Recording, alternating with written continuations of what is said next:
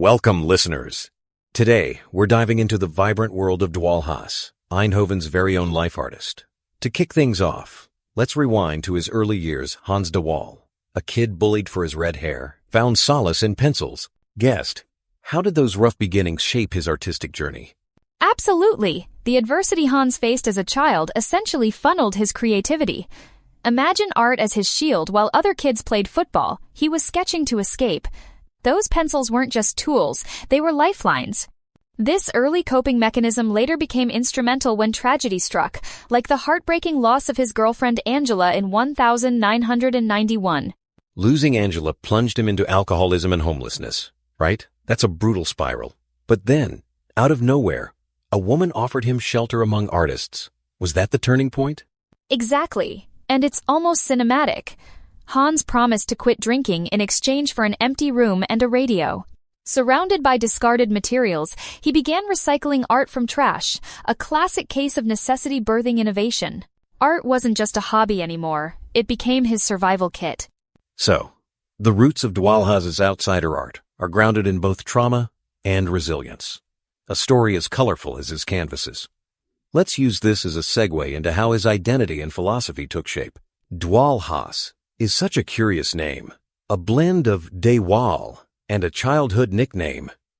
Guessed, why does this moniker mean more than just a catchy alias for Hans? It's like a badge of survival and self-invention. Dwaalhaas captures his meandering life path. Think of it as his spiritual identity, almost an Indian name as he calls it. It's a declaration of living by intuition, constantly exploring without losing oneself. He's fiercely autodidactic, too. Multiple art institutions told him, "There's nothing we can teach you." That's both a compliment and a challenge. How does that inform his stance as an outsider artist? He wears that label proudly. In fact, Dwaalhaas rejects subsidies, sets his own rules on art sales, and emphasizes creation over commerce. His motto, "Selling art is buying happy moments," flips the script on traditional market-driven art. He's like the Van Gogh of Woensel-West, maybe underappreciated now, but undeniably authentic. Spot on. It's a living example of how operating outside formal systems can actually amplify an artist's integrity and impact. But let's dig deeper. How does his unique style manifest in his work and community?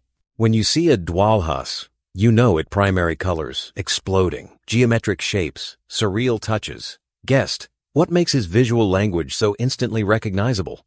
It's the fusion of structure and wildness.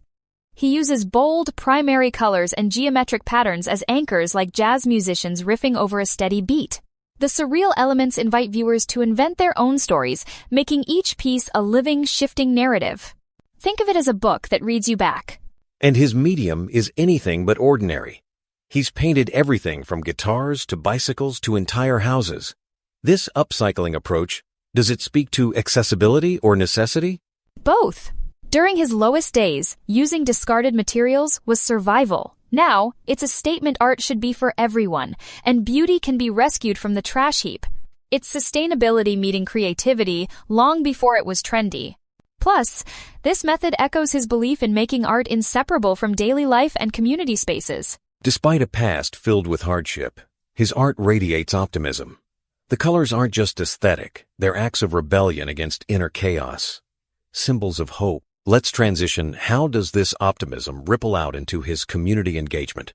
Dwaalhaas isn't just brightening canvases, but also the whole neighborhood. His house in Woensel-West is a landmark peace flag, blue cow, murals.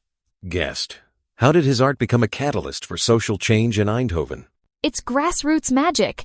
Through Stichting Dwaalhaas and the Leaf Museum, Hans created a hybrid space: open studio, gallery, crisis shelter, and thrift shop. It's like if a museum married a community center and had a very colorful child. The ethos is radical inclusivity, everyone's welcome. Nothing is off limits, and judgment is checked at the door. And the impact's tangible. Woensel-West underwent a transformation, partly thanks to his murals and community projects, improving social cohesion, boosting local pride. There's even data linking street art to lowered crime and increased economic activity in neighborhoods. Right. And Dwaalhaas's approach is almost anti-institutional. No subsidies, no hierarchy, just empowered locals. The Leaf Museum's consumer-run model means activities from art to upcycling are shaped by the community. It's a living laboratory for outsider art, but also for social healing and urban regeneration. So art isn't just decorating the city, it's reweaving its social fabric.